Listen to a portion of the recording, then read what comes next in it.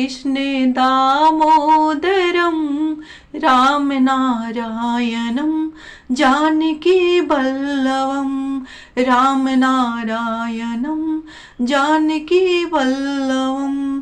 कौन कहते कि भगवान आते नहीं, कौन कहते कि भगवान खाते नहीं, द्वारपति के तरह कोई बुलाते नहीं, संवरी के तरह कोई खिलाते नहीं।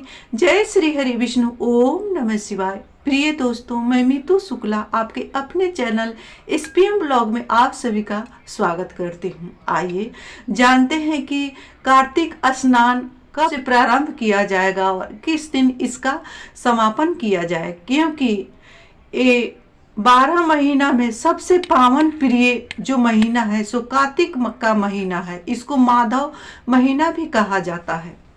ये विष्णु भगवान माँ लक्ष्मी का बहुत ही प्रिय महीना है। इसमें अगर कोई भी भक्त थोड़ा सा भी उपाय कर लेता है तो माता रानी प्रसन्न हो जाती है और भक्त का जो भी मुराद है सो पूर्ण करती है। अगर आपके घर में लड्डू गोपाल है, लाला है, संवरिया सरकार है तो उनको विधि विधान से कार्तिक के महीना में अवश्य ही पूजा करना चाहिए और उनको मनाना चाहिए। तो प्रिय दोस्तों, क्या करना चाहिए, कब से स्नान करना चाहिए, क्योंकि ये कार्तिक का जो महीना है ये दामोदर महीना कहा जाता है, इसको माधव महीना कहा जाता है। ये बहुत ही पावन प्रिय महीना है। इसमें माता रानी थोड़े सा ही उपाय से प्रसन्न हो जाती है। इसमें दीप दान का काफी महत्व होता है। तो प्रिय दोस्तों, बने रहिए मेरे साथ मेरे वीडियो में। प्लीज मेरी वीडियो अच्छी लगती है तो वीडियो को लाइक करेंगे, चैनल को सब्सक्राइब करेंगे, बेल आइकन को प्रेस करेंगे, जिससे मेरी वीडियो का अन्य नोटिफिकेशन सबसे पहले आप सभी के पास पहुंचे। तो सबसे पहला नियम कि कब से स्नान करना है और कब इसका समापन करना है, तो मैं बता दूं कि इसका स्नान, कार्तिक जो स्नान किया जाता है सो पूर्णिमा तिथि से स्नान किया जाता है और पूर्णिमा तिथि को ही इसका विश्राम किया जाता है। तो आप 16 तारीख को रात्रि से पूर्णिमा लग रही है तो आप 17 तारीख से ही स्नान शुरू करेंगे, क्योंकि एकम से स्नान नहीं किया जाता है। प्रिय दोस्तों, मैं बता दूं कि बड़े बड़े जो क्रिएटर हैं उसको आप लोग भी पसंद करते हैं, लेकिन उनका मैं वीडियो देखी हूँ तो मैं सोची हूँ कि आप लोग को एक वीडियो देना अति आवश्यक है, जो कि उन लोगों ने बता रही है कि 18 तारीख से स्नान करना है। नहीं, 18 तारीख को एकम तिथि लग जा रही है, तो ऐसे में 18 तारीख से स्नान नहीं किया जाता है। जो भी बहनें या भाई माताएं जो भी कार्तिक का स्नान करते हैं उनको 17 अक्टूबर से ही स्नान करना होगा। 18 तारीख को एकम के दिन से स्नान नहीं करना होता है, क्योंकि पूर्णिमा से लेकर के पूर्णिमा तिथि तक स्नान किया जाता है। जैसे श्राद्ध पक्ष में पूर्णिमा से लेकर के अमावस्या तिथि तक अपने पितरों को, अपना जो पितृ है उनके निमित्त कुछ कार्य किए जाते हैं, उसी तरह एक कार्तिक जो स्नान है सो पूर्णिमा से लेकर के पूर्णिमा तिथि तक पूर्ण किया जाता है। तो आप ये गलती नहीं करेंगे, 18 तारीख से आप स्नान नहीं करेंगे, आप लोग 17 तारीख से ही स्नान करेंगे, 17 अक्टूबर से, और इसका समापन 15 अक्टूबर यानी कार्तिक पूर्णिमा को किया जाता है। उस दिन दान करके, हवन करके, इस तरह से करने के बाद ही उस दिन इससे का समापन किया जाता है। वैसे में जो कार्तिक स्नान करते हैं उनके लिए मैं बता दूं कि ये कार्तिक स्नान बहुत ही पावन माना जाता है। इससे विष्णु भगवान प्रसन्न तो होते हैं, माँ लक्ष्मी जी, राधा रानी का प्रिय महीना, कार्तिक मास की अधिष्ठात्री मेरी राधा रानी है। उन्हीं के कृपा से इस महीना का शुरुआत होता है और अंत होता है। इसमें अगर कोई भी व्यक्ति, औरत हो या पुरुष हो, अगर स्नान करता है सुबह में ब्रह्म मुहूर्त में, तो उसका जो भी मनोरथ है सो मेरी राधा रानी अवश्य ही पूर्ण करती है। इतना ही नहीं, अगर कोई व्यक्ति अल्प आयु है अगर ब्रह्म मुहूर्त में केवल उठ करके स्नान करके सूरज भगवान को जल देता है, तुलसी माँ को सींचता है, इतना ही से वो दीर्घायु हो जाता है। इतना ये महीना का महत्व, इतना ये महीना पावरफुल है। तो प्रिय दोस्तों, आप लोग इसमें क्या करेंगे? सबसे पहले दीपदान कहाँ करेंगे? तो इसमें घी का दीपक अगर माँ तुलसी को लगा दिया जाए, क्योंकि माँ तुलसी लक्ष्मी स्वरूपा है, लक्ष्मी जी का प्रिय है माँ तुलसी, क्योंकि लक्ष्मी माँ विष्णु भगवान के चरण में बैठती है और तुलसी माँ विष्णु भगवान के ऊपर बैठती है, इसीलिए माँ तुलसी माँ लक्ष्मी से भी बड़ी है। तो ऐसे में माँ तुलसी को प्रसन्न करने के लिए आप लोग एक दीपदान अवश्य प्रतिदिन किया करिएगा। कब से कब तक? पूर्णिमा तिथि से लेकर के, आश्विन पूर्णिमा से लेकर के कार्तिक पूर्णिमा तक दीपदान अवश्य करिएगा। वैसे तो नित्य प्रतिदिन माँ तुलसी को दीपदान करना चाहिए। अगर नहीं हो सके तो इन एक महीना में दीपदान जो है एक दिन भी नागा नहीं करिएगा, क्योंकि आप अगर नहीं कर सकती है, पीरियड्स में है या किसी कारण बस आप दीपदान नहीं कर सकती है, तो आपके घर में जो बच्चे हैं या पति हैं, जो सास ससुर हैं, उनसे भी आप दीपदान करवा सकती है। लेकिन पूर्णिमा से पूर्णिमा तिथि तक एक दिन भी दीपदान नागा नहीं करिएगा, रोज दीपदान आप लोग करिएगा।